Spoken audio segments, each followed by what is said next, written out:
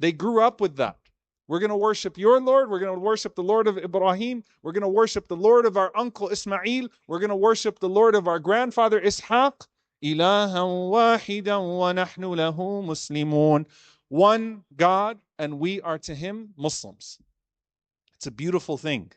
Then you carry that on to Yusuf alayhi salam, where Yusuf alayhi salam at the time of his death is saying, توفني مسلما وألحقني بالصالحين. Let me die a Muslim and follow the righteous. That's 4 generations. And the thing that they brand themselves with in the Quran, in their du'as, in their actions, is we want to live and die as Muslims. We want to be believers.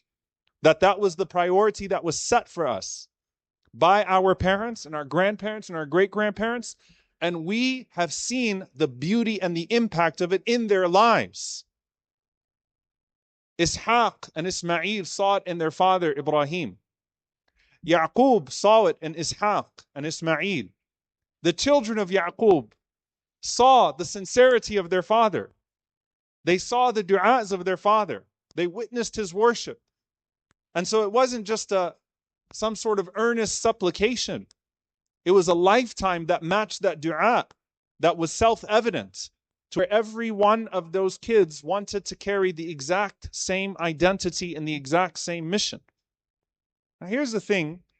Someone might say, well, I tried. I'm trying. It is very hard. You have to deal with competing environments. You have to deal with the culture wars. You have to deal with political pressure. You have to deal with social pressure.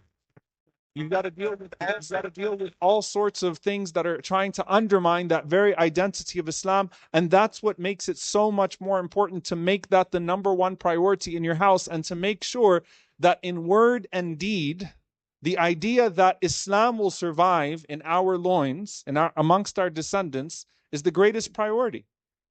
That you put that before everything else, and that they can't see any hypocrisy in your way of living Islam.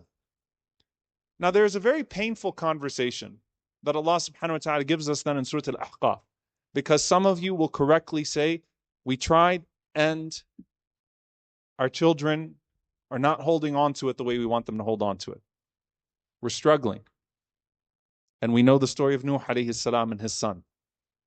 When Nuh alayhi salam calls out to his son in a very painful way to ride with him, to come along. And his son stays back on something that he feels is more tangible, is more anchoring. He thinks the mountain is safer and more comfortable, and that